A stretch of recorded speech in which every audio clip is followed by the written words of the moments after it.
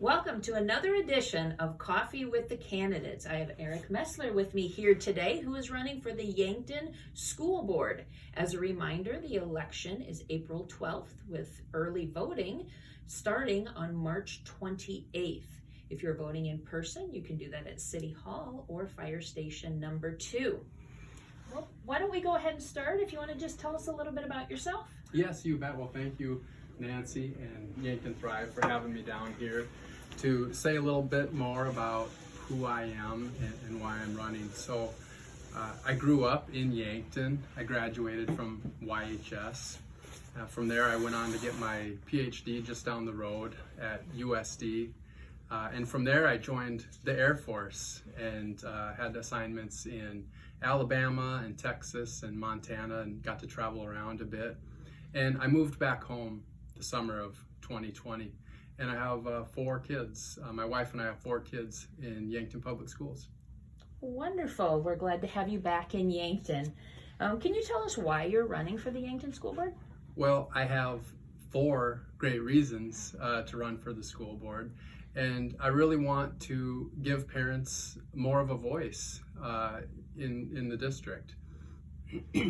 So on your signs, I believe the phrase is "parents know best." Yes. Can you expand upon that and tell us what that means to you? Well, what that means to me is that, as the sign says, parents know best. I think parents are sincere about what's best for their children, and I think parents in this community are pretty involved in what's going on with their kids. And I don't think there's any lack of concern or a lack of involvement from parents, but I do think that parental input hasn't really been given the weight that it deserves when it comes to making decisions that affect our district and our kids here. So as an elected official, it is hard to put aside your personal beliefs and represent the majority of the constituents. Can you give me an example of how you will do that as a Yankton School Board member? Putting aside my preferences is easy. Putting aside preferences is no trouble at all. I cannot simply put aside my beliefs. I'm open to listening to others, to considering the perspectives of others. It's a significant part of what I do for a living, by the way. But I cannot simply put aside my beliefs. Nancy, I think anyone that tells you that they can just put aside personal beliefs is probably either lying to you or they just don't really believe in anything. What I can offer our constituents is an explanation, and a thorough one, regarding why I make the decisions I make, what I'm considering, how I'm arriving at conclusions, which at times do relate to my personal beliefs. And what you'll get from me as a school board member is someone who has the integrity and the confidence to discuss my beliefs openly. So what are your priorities for the Yankton School District? Well, my top priority is to give parents more of a voice. I don't think parents have been given the respect and the regard that they deserve. Parents on both sides of some of the issues that we've had, including the contentious ones. I want to bring some transparency to the school board. I want to show up and have some thoughtful discussion in public forum. So how would you propose that would happen if you're feeling there's not transparency and there's not good communication? What could be changed to provide that? Well, in terms of increasing transparency, something that I've seen a lot of as a parent, viewing some of the school board meetings and attending some of those meetings myself, it seems like the dynamic is often there's an issue, we select people to comprise a task force or a committee, they look into it, give a recommendation, and then it's voted on, right? Something that I'd like to see more of is the school board members themselves discussing why they're voting a certain way, discussing how they're arriving at conclusions, or why they're supporting or not supporting different ideas, right? I'd like to see more discussion of input that's provided by our community. Let me give you an example of that, Nancy. So I went and actually spoke at a school board meeting last summer. We had like 2.5 hours of community input, an important issue, right? And there was practically no discussion. That's a lot of information. That's a lot of sincere input from people on both sides of the issue. And to see practically no discussion, for me, that was a little bit disheartening. And it seemed like it really wasn't given much, if any, weight in the decision-making process.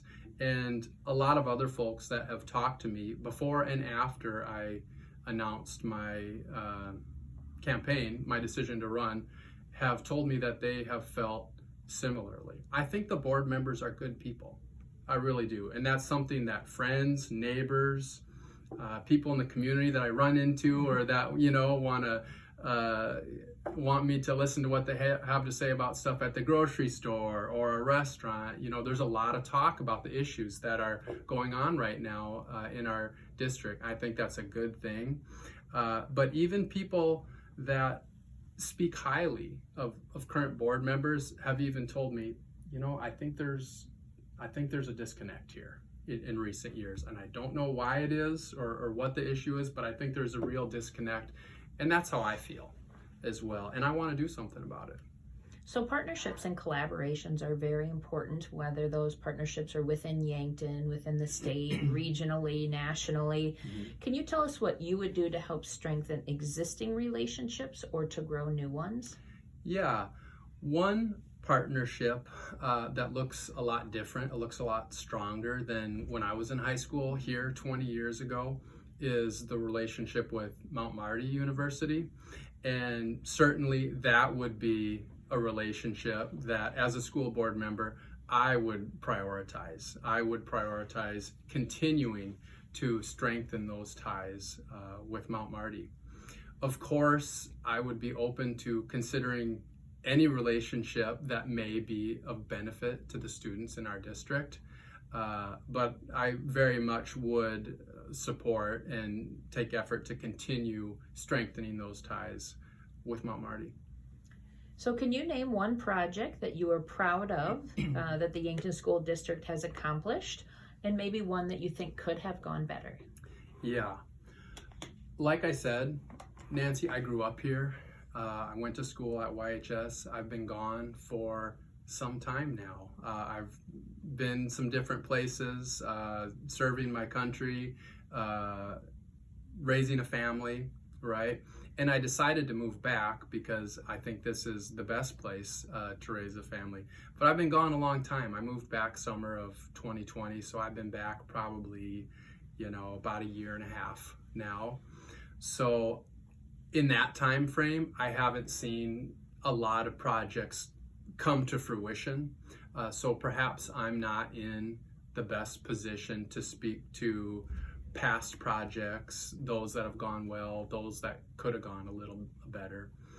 But I think something that I bring as a candidate is that I'm a Yankton native. I'm from here. I went to school here. My wife grew up here and graduated high school here. But I'm also here with a fresh set of eyes. And I think that would be of benefit to the district and to the school board moving forward. So can you share your thoughts on the proposed Early Childhood Development Center? Yes. So my kids have attended numerous school districts, even in the last 5 years. And so we've seen how things are done in different places. And certainly Yankton School District provides the most opportunities for early childhood that I've seen in any of the districts where my family's lived.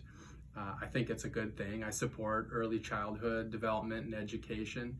And my family has benefited from it. I have a kid that goes to junior kindergarten here in town, and I think it's a great program. I did attend, or I actually viewed the meeting a couple times where they talked about the proposed options for the facilities.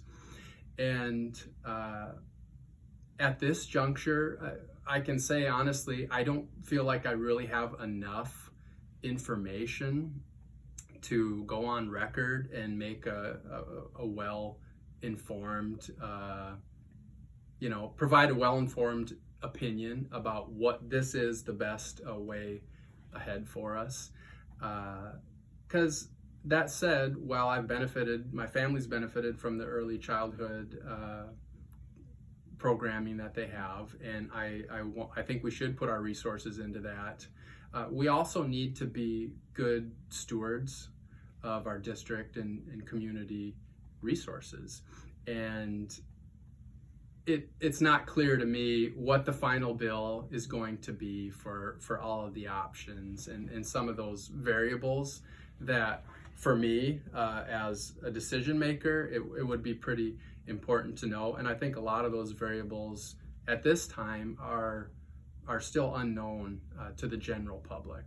Yeah, so in full disclosure, I have served on the Early Childhood Development Task Force, so I'm stating that during all of these, so that people just have that understanding that I'm being transparent in the information that I had prepared for these questions.